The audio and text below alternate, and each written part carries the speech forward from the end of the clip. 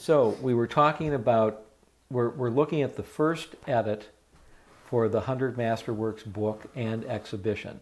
And Alan Coleman is here, Jack Driscoll's here, and I am here, Chris Cardozo. So we're looking at 100 or so images that we've laid out on the floor just as a visual reference as we try and figure out, do we have the right mix for the book? And one of Alan's initial thoughts was that we might be too heavy on the formal portraits, and those are the more close-up portraits, ones that were done in Curtis's light tent. So really hearkening in another direction was, do we have a good cultural geographic representation? Do we have a fairly good representation of Northwest Coast versus Northern Plains? And I think that's another thing we should look at. And Alan had also talked earlier, before we all were here together, about, do we have enough ceremonial? Do we have enough pure landscape, still life? So I think that's the other thing we want to look at as we go through I assume you've got these in some kind of spreadsheet or database, because if you do, then we should be able to print that out and just take a look at the different, if you've got them categorized according to things like Northwest, Southwest, portrait, etc. We should be able to pull out that spreadsheet and take a look there. It might be easier. We do have a spreadsheet that has all the images also, right? It's not just the title, it's title and image. So yes, Alan, it would be very easy. You could probably combine those two, add a couple of extra categories. Right. It's gorgeous stuff. It really is. And individually, there's none of them that I would quarrel with. I mean, of course, we're just seeing them in this thumbnail format, but I've seen enough Curtis prints. I can sort of visualize what the finished work will look like. And no, I wouldn't have any quarrels on that level. My thought is, as a book reader, as a curator, as an exhibition goer, is there a point at which I just get tired of looking at a formal portrait in a certain visual structure, and then I stop seeing it. And I don't want as a curator, I don't want people to stop seeing the work because it's too much of a muchness, no matter how splendid it is. Yes, right? Got it. And I think also, even though, as we were talking before, because we're going to have, everything here is the same size, and essentially looks the same visually, it's pretty impossible to tell from these whether something's a platinum print or a... So we're going to have those kinds of things going on. But we also need to remember, concerning your point, that this is going to essentially be a portfolio in the book of 100 images, and the way we're thinking of it now, it's going to be 100 images, one per spread. So again, there's going to be a very uniform with text on the verso. Is that the idea? Exactly. Text on the left, image on the right. So there's going to be a uniformity about it that could lead to more sense of monotony if we aren't careful. Right. What were the primary parameters for choosing these specific images? Basically, I mean, it was, I think, fairly intuitive that I wanted to choose beautiful images. One of the key things was that I wanted I've promised and wanted an exhibition in a book that is more than 50% non-photogravures. Virtually everything that anybody sees in the world of Curtis is photogravures. 98% of what exists in the world are photogravures of Curtis's work. So that's the first criteria. So I was drawing from... Well, actually, the real first criteria is it had to be in the collection. Yeah. Right. So which is a delimitation, right? And I certainly was thinking about, okay, well, I definitely want some ceremonial. I definitely want still life.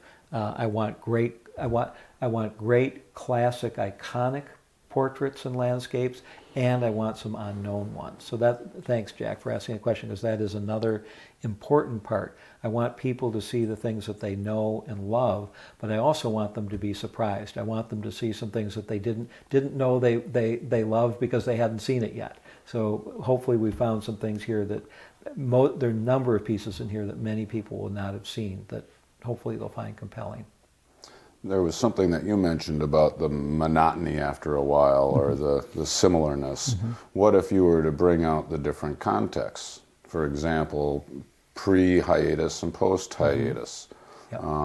Is there something in the typical dress? I see a couple of embroidered silk scarves. Would they have been pre or post? you know, are we getting more influence, or are we getting away from white influence in the photos he's taking? The purpose of the book, as I understand it, and the exhibition, is really to concentrate on Curtis as a maker of photographic objects. Right. Right. Of beautiful, highly photographic realized objects. photographic objects. And then there's really only, as I see it, really only two ways to go, and one is to group like with like, and the other is to scatter them, right? Okay. And like with like, Alan, you're Like thinking, by you're like, thinking by like with it, I medium? mean platinum, I mean gravures, I mean Yeah. cyanotype, etc. Yeah. Right? To show the different media that he worked in and what he achieved with them. If you really want people to get a sense of that, and I think that the quality of reproduction that you're expecting to get will Yes. come pretty close in the book, and certainly in the exhibition, Yeah. they'll see the things themselves. But on the other hand, what that means is that the project is going to be really top heavy with gravures and platinum prints, right? Oh, yes. If we do it that way, Yes. right? Yep. That it's gravures and platinum prints with a couple of gold tones, right?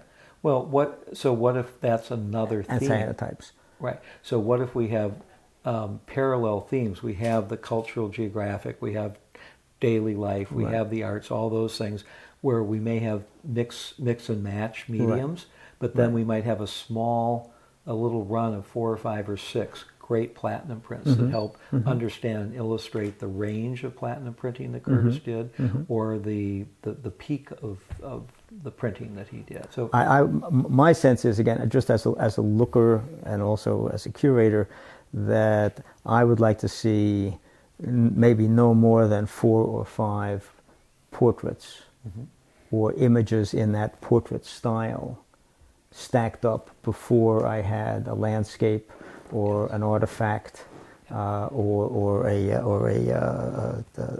image of people at work, etc. yeah, no, I completely To do that, and I don't know how easy it's going to be to do that. Jack, And maintain any other kind of order. would you hand me that copy of Sacred Legacy that's in front of you? Yep, there you go, right there. So I have to look through the top of my bifocals when I'm looking down, so it takes me a minute. Thank you. And again, I think there are some definite limitations with Sacred Legacy. We're hoping to do something much more elegant this time. But I'm just, first of all, I just want to refresh my memory of what we've got here. So we have 1, 2, 3, 4, 5, 6, 7, 8, 9 different themes that Geographic themes. there are the 1, 2, 3, 4, 5 cultural geographic areas and 4 independent themes: spirit life, ceremony, okay, right. arts, and daily life. Okay. So I think daily life and ceremony would be something that you could play off of as a dichotomy in these photos. In what way, Jack? Well, you Explain. got people that are dressed in simple everyday clothing versus a portrait that's done up to be, the dandy pagan. Yep. Where they put on all of their whistles and bells. Yep. You don't do that every day. Right. That's like the Mountie in his red uniform. He doesn't wear that all the time. Really? Yeah. You've just dashed one. I know, me too. It happened this summer. I was dashed. God, Sergeant Preston did. Yeah. Jack is so attuned to the material culture, and so it's going to be finding a way to incorporate both of those in the book. And as you're saying, but Alan, this is the material culture of photography that we're talking about. say that again. This is the material culture of photography that we're The talking different about. mediums. Okay, I never thought about it that way. Yeah, and very interesting. Yes. These are the tools and materials that Curtis had available to him, or that he invented in the sense with the gold tone isn't a complete invention, but this and his camera and the need to proof in the field and all this this is what he worked with as a maker in his culture. Yes. Right. Yep. And as I understand it, the core of this project is to bring that forward. Exactly. Right? So again, we're trying to weave together a lot of threads here, right? Yep. We haven't even started talking about the environment yet. We got to weave that thread in too. Right. Yes. No. Absolutely, Alan. Sorry to interrupt. But because so many, I'd say almost all of the other Curtis projects so far, including yours, have really emphasized the ethnographic, and we talked about this a little earlier, right? It seems to me that the whole direction of this project is to emphasize the photographic, right? Yep. Yep. And so my inclination is to look for a way of making that the primary thread, let's call it, or organizing principle, or issue that we're dealing with, and make the ethnographic issues and then the ecological issues subsidiary to that. Yep. Yep. First of all, everybody knows him now as an ethnographer. Right. I mean, everybody thinks of him that way. He's the guy who did the Native Americans, right? Probably school kids know that about him, right? So if he's known for that. He's not known for this diversity, this rich diversity of creative production of extraordinary objects. Right. Particularly, as we were just saying, virtually every book that has been done on Curtis only works from the photogravures as source material, and virtually every exhibition that's ever been done on Curtis is only the photogravures. Right. Yeah. So, So maybe that brings into question the order in which you put these subsets in. And maybe you save the photogravures for the last. We didn't forget about you guys that wanted to see these. Right. And no, the fact is that they're an important part of his production. I mean, he chose that medium, and he chose it for very clear reasons, and he did extraordinary things in it. But do you want to put that as a primary introduction? No, I would agree with you, but I wouldn't. I don't mean I wouldn't want to scant them in any way, right?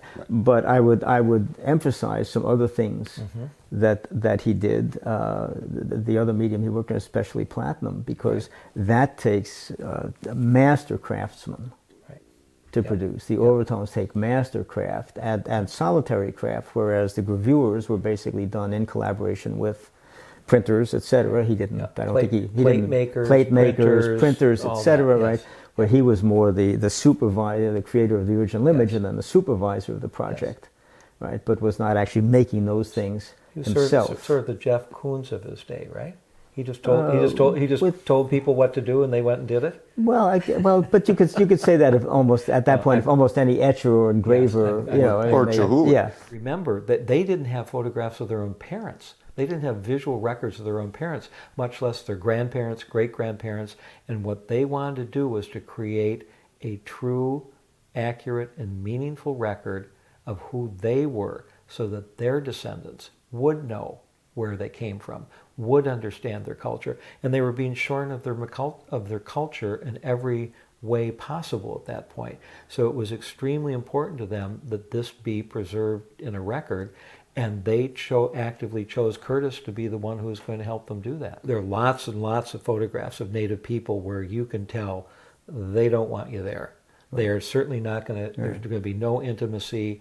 They're not going to let the photographer have any real sense of who they are as a human being. So I think there'd be some they're even literally, in many cases, being looked down on. They're being photographed from a camera on a wagon. Right.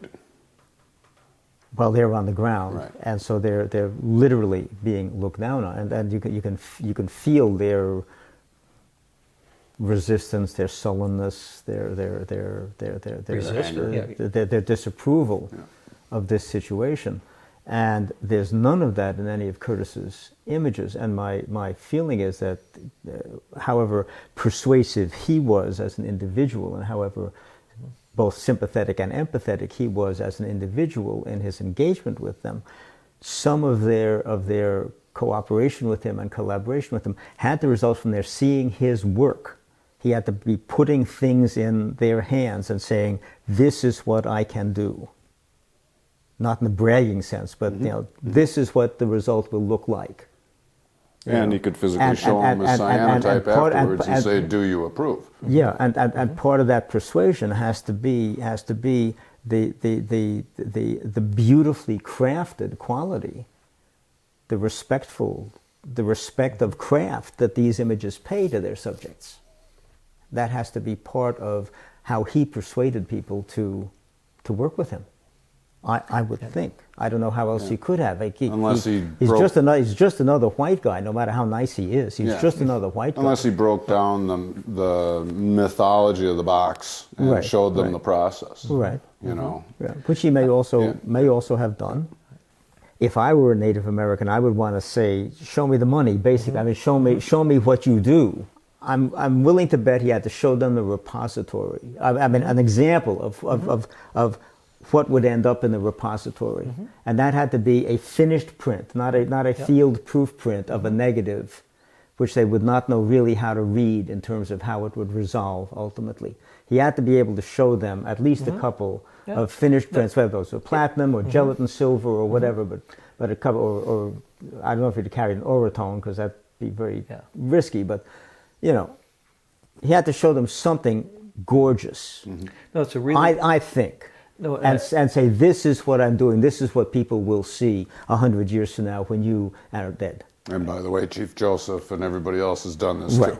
Yes. And I love the idea of the bookends of him starting out showing a portfolio to JP, of beautiful prints to JP Morgan that helps change JP Morgan's mind, and that he would also be doing the same thing in the field with Native people. So I think it's, as you've talked more, Alan, I think I mean, how else? Because otherwise it's all abstract. You know, Great White Father wants more photographs. More photographs. Yes. So let's go back to the architecture of the book for a moment, which will then be reflected in the exhibition, which we'll get to design and deal with a little bit further down the road. The more pressing issue is the book. So I think what we're coming up with is, in terms of the architectural structure, the core thing is, how do we help people see what an extraordinary craftsman he was, and also what a great eye he had.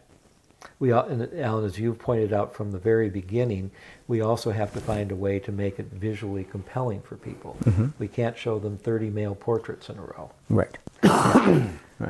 Do you have to show the entire portrait? As opposed to... Maybe working on his tonalities, or you know, how he was able to work the platinum, the full complement of tone. Maybe that's a back matter thing too, but you know...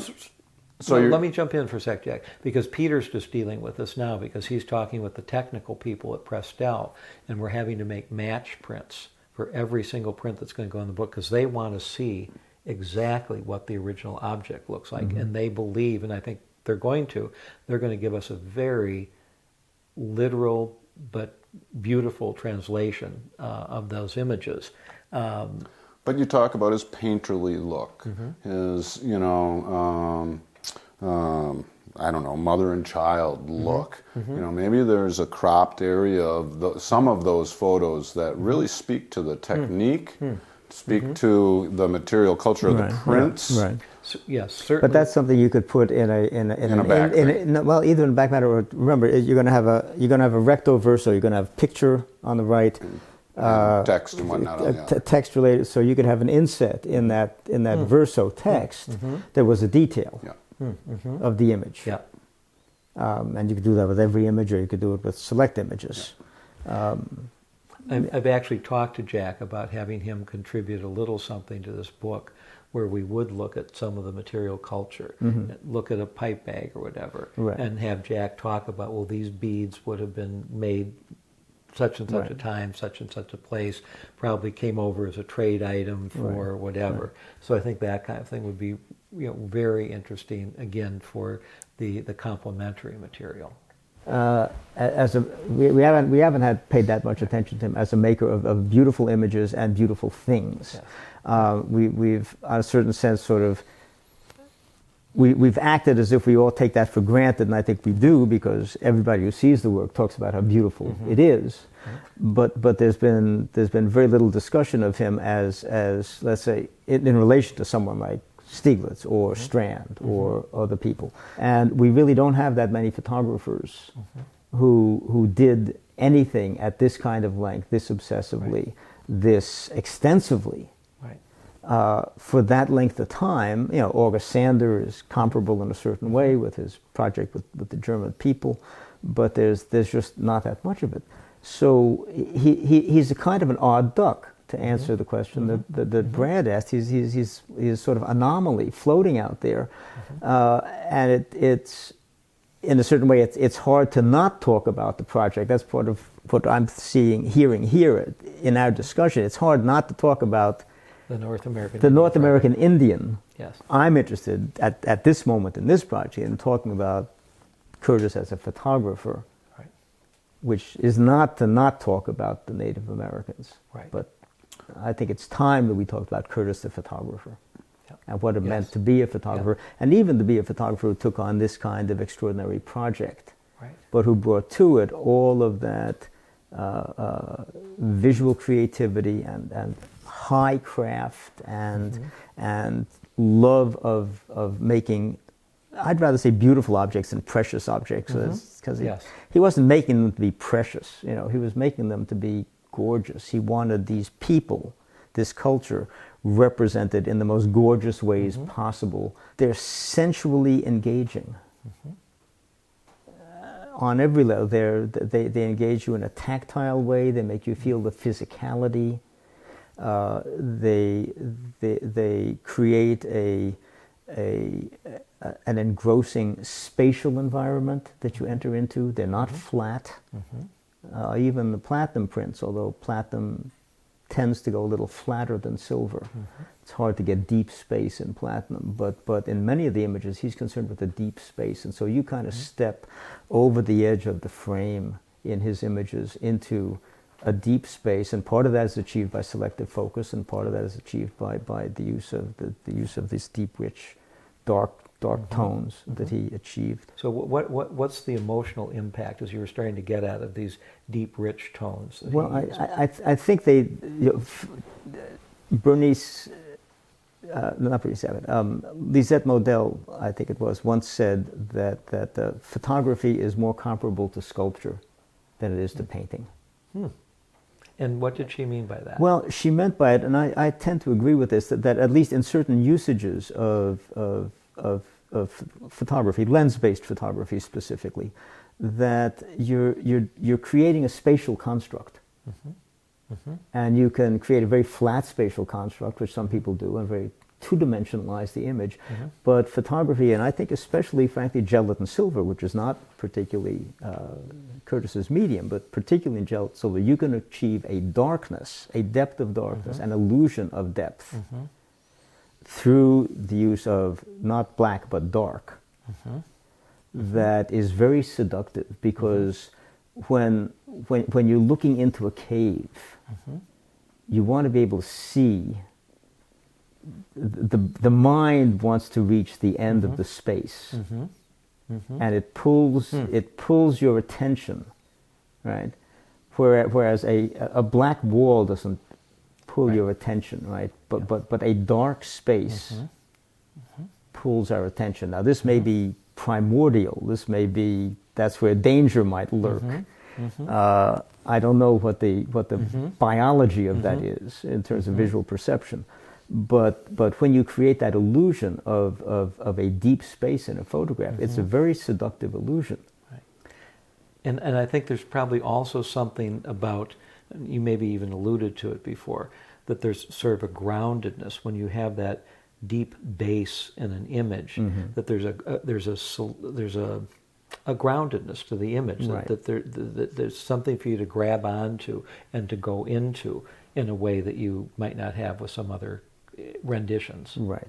And Curtis was also, I'm convinced, persuaded by Peter Henry Emerson's theories, which came out of the work of a German physiologist named von Helmholtz, that the photograph should replicate the operation of the eye, in that the eye does not hold everything in the same in focus at the same time within the visual field, but that the eye, basically we point the fovea of the eye, the rods and cones, at whatever it is in the visual field that is most important to us at any given moment, and everything else is in lesser focus. And Emerson, building on that, argued that the photograph should use that by making whatever was most important to the photographer the object in sharp focus, and placing everything else in lesser sharp focus. Can't imagine you're aware of it, but 30 years ago I taught photography for a little while.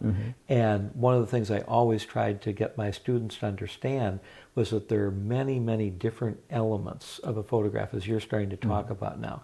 Lighting and composition would be two of the most core fundamental structural things. Contrast, tonality, hue, all those different things. And what I tried to get my students to understand was that a great photograph had to have all those things working in concert towards one specific message, one goal, one communication. And so one of the interesting thoughts I just had while you were talking is that that may be another part of what explains Curtis's genius, because he was working with one subject matter, one style. As Paul Messier said when he was here a few months ago, Curtis was the only photographer who he could think of who had a unified vision, a unified aesthetic from beginning to end. So perhaps part of Curtis's genius was he knew this. He had done it for years and years and years. He had mastered all those different elements that go into a photograph, and was able to give us, in many cases, not all of course, but in many cases, give us a unified whole that moves people so much. What are your thoughts on that? Well, I think he certainly stays stylistically consistent throughout. I think that some of that was in a way dictated by the project and by the what should I say, the field within the project was positioned, because it would have, he was already early on under attack from trained ethnographers, academically trained ethnographers, because he didn't have a degree, he didn't know what he was doing, all this yada yada. He was getting all the money and they weren't. He was getting all the money, he was getting all the attention, and they weren't. He was also making better pictures than they were. And getting better access. And getting better access. But I think he did everything that he could reasonably have been expected to do to conform his project to what were then, frankly, still in very loose, inchoate standards of the field of ethnography. I mean, ethnographic photography was in its infancy at the time. There was no precise how-to about it. And so in many ways the attacks were at the very least premature, I would say, from Boaz and some of these other people. But I think that he decided, because of the nature of the project, because of the respect that he wanted it to command for his subjects, for the people, his collaborators, that he wanted to conform it as much as possible to ethnographic standards, whatever they were at the time. And certainly, even if he had been inclined to go through some stylistic change, I'm not sure that was there, but if he'd been inclined to do that, I think he probably would have held back from doing that, simply because it would have thrown in a level, an inconsistency in the visual record that he was making, that would have given his opponents ammunition. So I'm going to take a counter position.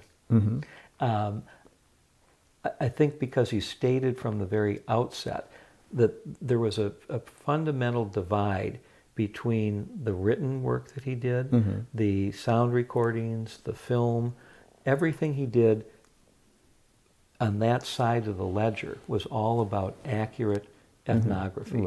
And that's what he went in front of the Smithsonian about, and did all the things he had to do to credential himself. But I think he very clearly stated from the outset the photographs were going to be something different. They were going to be art. And the reason I think that he stated that, and Roosevelt writes about that in the introduction to Volume 1, is that he, again, this is my conjecture, that he wanted to show us who those people really were as human beings, who to give us a window into their souls. And I think he felt he could only do that by creating great art, that if it was more documentary, more ethnographic in the imagery, he was going to give them short shift as human beings. Right. Well, I'm not trying to say that he was setting out to make ethnographic images. I'm saying that because he wanted the project to be ethnographically validated, at least to whatever extent was possible, Right. given his lack of formal credentials, that even if he had internally gone through some stylistic shift and decided, well, he wanted to make images more like Edward Weston and Ansel Adams, it would have thrown a monkey wrench into the project. Yes. Right? Yeah. If he'd wanted to do that, he would have done that as a sidebar. Right? He would have Yes. gone and photographed something else in that style if he had felt the compulsion to do that, I think, as an artist. But I don't think that he would have intruded that into this project, because it was important to this project that the visual style, whatever it was, and however stylized it was, should remain consistent from beginning to end. Yeah. Okay. Right? Now, my guess is he didn't have those impulses. We have no evidence that he had those impulses. We have no evidence that modernism overcame him at some point, and he said, "God, I just want to make a gelatin silver print of a seashell, all in sharp focus." That never happened. So in a sense, and this also goes back to Brad's question, it's as if after he started this project, all the rest of that stuff passed him by. There are certainly images in here that we could look at as that we could see fitting into a modernist portfolio, right? So, Alan, just so people who are listening understand, you're now looking at an image called the Quack-Udall house frame. Right. And also at an image called Watching the Dancers. Watching the Dancers.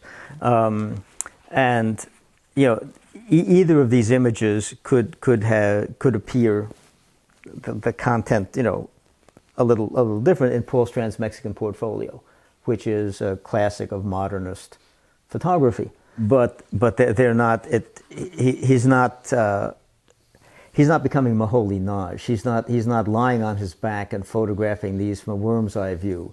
He's not standing up on a ladder and photographing them from a bird's eye view. He's not in that sense playing with anything except the standard straightforward gaze of the ethnographer. So it's a very dramatically powerful image, and it's an image of a structure. I don't know what the structure is, right? But it's an image of a structure, and he photographed a number of structures by themselves because he saw that as part of the material life of the culture that he was photographing, just as he photographed baskets, etc. And so some of his photographs of baskets are not that different from Tina Modati's photographs of Mexican baskets, and they're again a modernist photographer. But there aren't that many ways of photographing baskets. It's respectful, it's attentive, but when I look at, let's say, his image of a potter at work versus his image of pots, the image of the potter at work, and it's not just because I attach significance to that. I think that in the image itself, there's a reverence for the laborer and the laborer's relationship to his materials. And he was more concerned with that, I think, as a photographer, as a human being, as an ethnographer, than he was with the pot. And witness the fact that the number of images of him that he made of people doing something, weaving a blanket, making a pot, firing a pot, corn, whatever. far outnumbers his pure still lifes. These pictures of baskets, two of them are still lifes, and one of them is a kind of a still life in a landscape. Right. So we're looking at Puget Sound baskets, Pima baskets as the two pure still lifes, and then we're looking at Mono Home is the image that has beautiful baskets incorporated with the housing, incorporated with the landscape and the environment. Yeah. And they were all beautifully rendered with all of his craft. My sense is he's just not as excited by the baskets as he is by the baskets outside the home, as he would be in the landscape, as he would be by the basket maker. Yeah. And I assume there are pictures of the basket maker somewhere, right? He found people more interesting than things. I mean, it's not a psychologically complicated answer, Yeah, you know. And he paid respect to the things that they made and treated them respectfully, but he was more interested, I would say, in them Yes. and in their making process than in the product that But Alan, the other thing which is resolved. really interesting that you've just brought up that made my little aha moment looking at the Mono home is he also, contemporaneously with being a portrait photographer, he was a landscape photographer. He was an avid mountaineer. And I've got photographs in my collection from the mid 1890s of him making beautiful landscape photographs on the Harriman expedition. So he obviously had this tremendous love and connection to the natural world and the outdoors. And perhaps that's part of the reason why Amano Home is so incredibly successful, because he's taking the material culture, he's taking their dwelling, and then combining it with a beautiful natural landscape on a gorgeous day with gorgeous light. Yeah. Well, what I haven't heard you say about that is connecting people to the landscape, you know, and that's the landscape that they're living in, the environment that they're living in, and how do they adapt to that in its multifarious forms, you know, from the northwest coast to the southwest natives. Yeah. But he is frequently showing them doing that. Yes, yes. In the land. Yeah, you know, I think that was drawing water. Kind of the you know, ultimate thing is that he was able to combine his love for people and his love for landscapes and put them together to create a relationship story. Right. Yes. Yeah.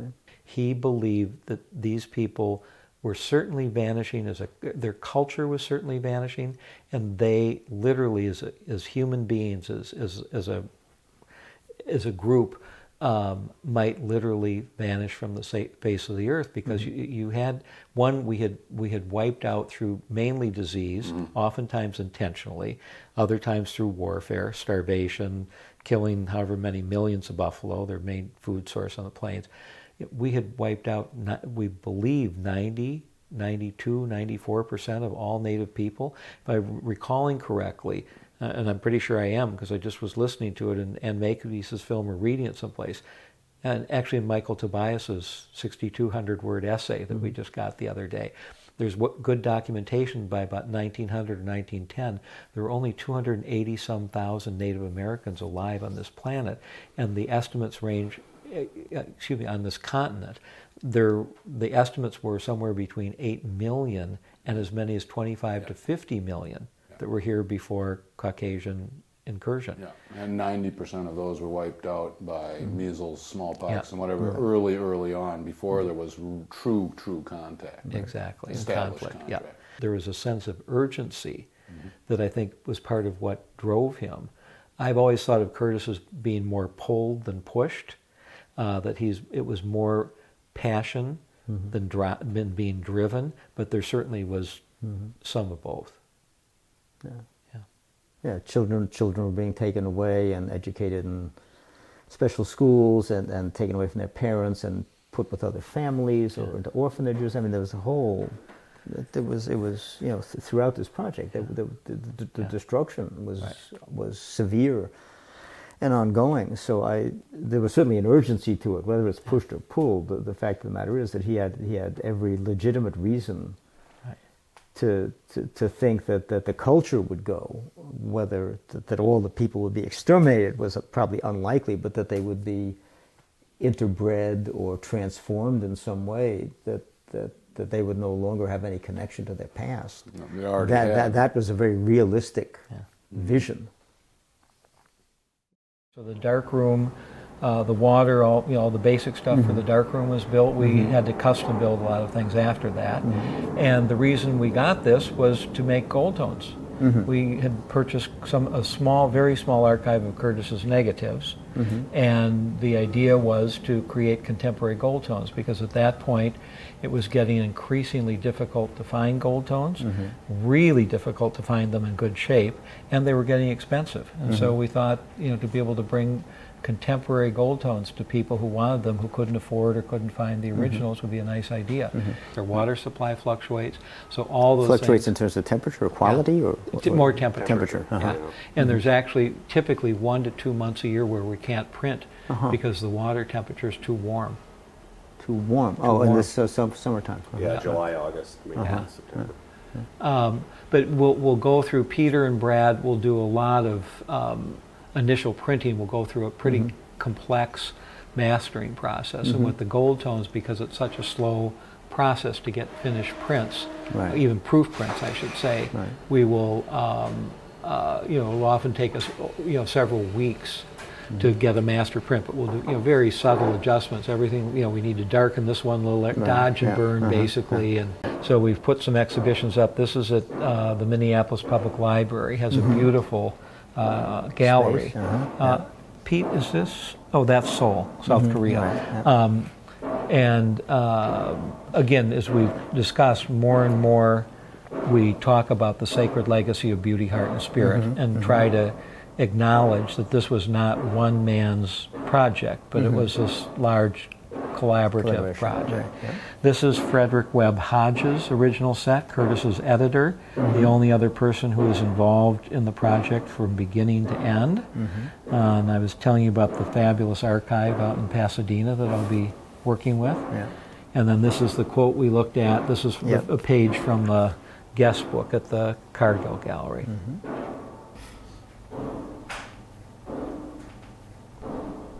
So, Alan, aesthetically, it's kind of fun. Let's talk about this. What happened? What changed when he went from the full negative to his crop?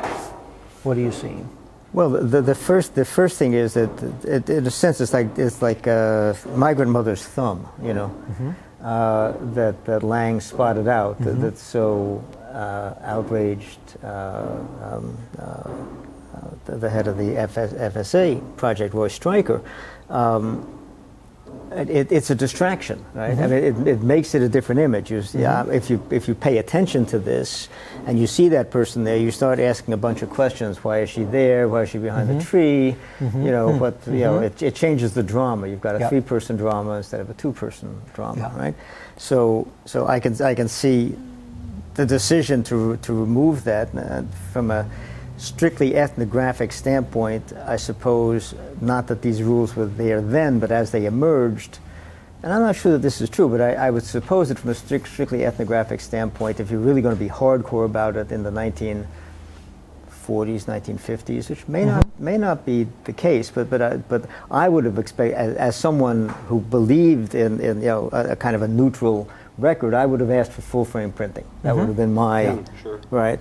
I want to see everything you got on the negative, even if I realize that your selection of what you showed was interpretive, right? I would want to see everything on the negative. Now, I'm not sure that that's actually true in ethnographic photography, meaning I don't know if we went back to Bateson and Mead's Balinese character and looked at the actual negatives there. I don't know if you know that book, but there's a classic collaboration between a photographer, ethnographic photographer, and an anthropologist, right? And it's hundreds and hundreds of photographs. Beautiful book, but very different because he's an adequate, competent photographer, right? Sure. I don't even know what level of training he had as a photographer, but I mean, and so the images adequately show the stuff that they want to show, but they're not in any sense creative or artistic. Now, I don't know if it's full frame. It's all I'm going to guess all 35 millimeter.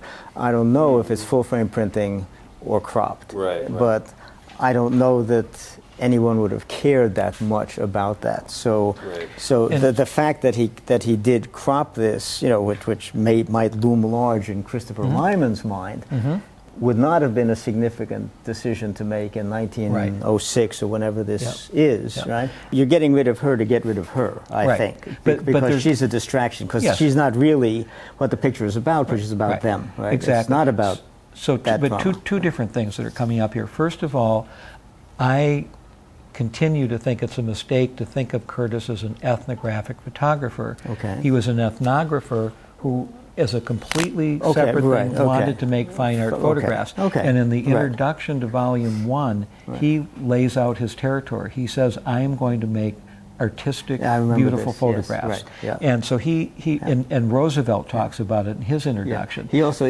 says something about I do not see things in detail. I see things in a broad pattern. Here it is. While primarily a photographer, I do not see or think photographically. Hence, the story of Indian life will not be told in microscopic detail, but rather will be presented as a broad and luminous picture. And I hope that while our extended observations among these brown people have given no shallow insight into their life and thought, neither the pictures nor the descriptive matter will be found lacking in popular interest. Great. Yeah. So again, I think right from the outset, he's saying that while he is a photographer, the traditional notion of photography being a documentary medium is not what he's trying to do here. And immediately thereafter, he says, though the treatment accorded the Indians by those who lay claim to civilization and Christianity has in many cases been worse than criminal, a rehearsal of these wrongs does not properly find a place here. Great. Yep. Excellent. You couldn't have a more... Where is that, Alan? That's right here. Yeah. And I think that's another important element, is that most people don't realize how against the grain, how against against consensus reality he was, and in some ways how courageous that was to stake out that territory at that time. Yeah. So, Alan, so first of all, I think this is a great illustration about how Curtis's intent, because his intent was to create works of art that would show us who they were before, and this is another stated purpose.